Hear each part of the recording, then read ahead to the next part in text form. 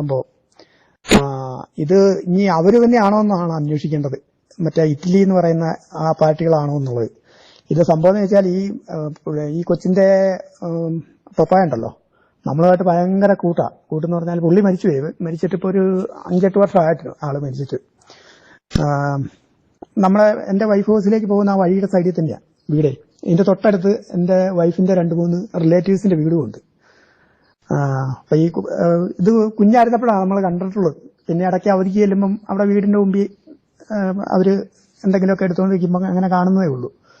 ഞാൻ ഈ ഫോട്ടോ കണ്ടപ്പോൾ മുതൽ ആലോചിച്ചു, ഈ കൊച്ചിനെ ഞാൻ അറിയുന്നതാണല്ലോ എന്ന്. അത് കഴിഞ്ഞ് പിന്നെ നാട്ടില് നമ്മുടെ കൂട്ടുകാരോട് വിളിച്ച് ചോദിച്ചു കഴിഞ്ഞപ്പോഴത്തേക്ക് പറഞ്ഞു ഇന്നതാ സംഭവം എന്ന് പറഞ്ഞു. ചെറുക്കൻ ഐത്തലപ്പള്ളി ഇടവക്കാരനാ. പട്ടായിൽ നിന്നാണ് അവരുടെ വീട്ടിൽ വരെ. ഇവർ താമസിക്കുന്നത് വീമൂട്ടുപാറയിലാണ് താമസിക്കുന്നത്. ഇവരാണ് പണ്ട് ഇറ്റലിയിൽ നിന്ന് കോവിഡ് കൊണ്ടുവന്നു പറഞ്ഞുകൊണ്ട് പ്രശ്നം ഉണ്ടായില്ലേ, ആ ചെറുക്കനായത്. പത്തനംതിട്ട ഹോസ്പിറ്റലൊക്കെ കൊണ്ടാക്കി ഭയങ്കര പ്രശ്നമായിരുന്നില്ലായിരുന്നു. ആ ചെറുക്കനായിരുന്നു. അവന് മറ്റേ ഞാനായ കത്തോലിക്കത്തെ ഒരു പെണ്ണായിരുന്നു കല്യാണം കഴിച്ചത്. തിരുമേനിയാ കല്യാണം കഴിപ്പിച്ചത്. കല്യാണം കഴിച്ചിട്ട് അന്ന് വൈകിട്ടായിരുന്നു കല്യാണം കഴിഞ്ഞിട്ട് അവരുടെ വീട്ടിലാ ചെറുക്കനും ഇവരുടെ വീട്ടിലാ, പെണ്ണിന്റെ വീട്ടിലോട്ട് പോയില്ലായിരുന്നു. ചെറുക്കനൊരു സൈക്കോ ഇവൻ രാത്രിയിൽ ആ പെണ്ണിനെ അയാളെ പിടിച്ച് ചെയ്യുകയൊക്കെ ചെയ്തു. ആ കൊച്ചൊക്കെ പേടിച്ചു പോയി. അതിനെ രാവിലെ ഇവൻ കൊണ്ട് വിട്ടിട്ട് ഇവർ നേരെ ഇറ്റലിക്ക് ഞാൻ കയറിപ്പോയേ. എന്നിട്ട് ഇവൻ പറഞ്ഞുണ്ടാക്കി ആ പെണ്ണാണോ മറ്റേ എന്ന് പറഞ്ഞുകൊണ്ട് ഇതാക്കിയേക്കും. കല്യാണത്തിന്റെ ഹോളിന്റെ പൈസ കൊടുത്തിട്ടില്ല, സ്റ്റുഡിയോക്കാരന്റെ പൈസ കൊടുത്തിട്ടില്ല, കേറ്ററിംഗുകാരന്റെ പൈസ ഒന്നും കൊടുക്കാതാ പോയേക്കുന്നത്. ഇവനെ ഒരു സൈക്കോ ഇവനെ എങ്ങനെ പോയിരിക്കുന്നത്. അങ്ങനെ ആ പെണ്ണിന്റെ വീട്ടിൽ നിന്ന് ഐത്തലപ്പള്ളി വന്ന് അനുവചനമൊക്കെ സംസാരിച്ച് കേസ് കൊടുത്തേക്കോ. ചെറുക്കനെ ഇവിടെ തിരിച്ചു വിളിപ്പിക്കും. ഇവിടെ പറയുന്നു ഇവരെ ദുബൈ ജോലിയുള്ള പെണ്ണ. ഇതിന് 4 ലക്ഷം രൂപ ശമ്പളമുള്ള പെണ്ണിന് യാതൊരു കുഴപ്പമില്ല. ഇവനെ ചെറുപ്പം തൊട്ട് അവിടെ ഇവനെ മയക്കുമരുന്നും എല്ലാ സ്വഭാവവും ഇവൻ്റെ ഉണ്ട്. ഇറ്റലിയിലുള്ള ആൾക്കാരാണ് പറഞ്ഞത്.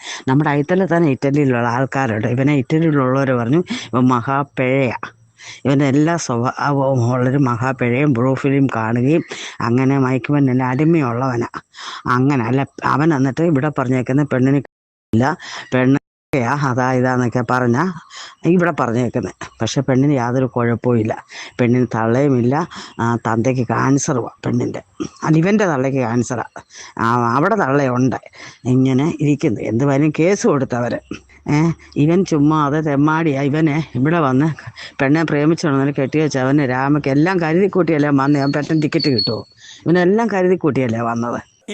ഇറ്റലിയിലെത്തിയ ചെറുക്കൻ്റെ ന്യായീകരണം കേട്ട് നോക്ക്. ഇനി കേൾക്കാൻ പോകുന്നത് ആ ചെറുക്കൻ്റെ വോയിസ് ആണ്. ഹലോ ചേച്ചി, ഞാനാ ചേച്ചി. ഞാനാണെങ്കിൽ എന്നെ കൊണ്ടുവിട്ടായിരുന്നു. എന്ന് വെച്ചാൽ ഇതാണ് റീസൺ. എനിക്കാണെങ്കിൽ ഞാൻ സങ്കല്പിച്ച് ഞങ്ങൾ വീഡിയോ കോളിൽ കൂടെ ഒന്നുമല്ല.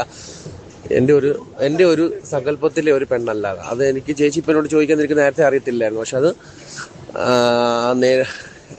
അവളൊക്കെ അറിയാം.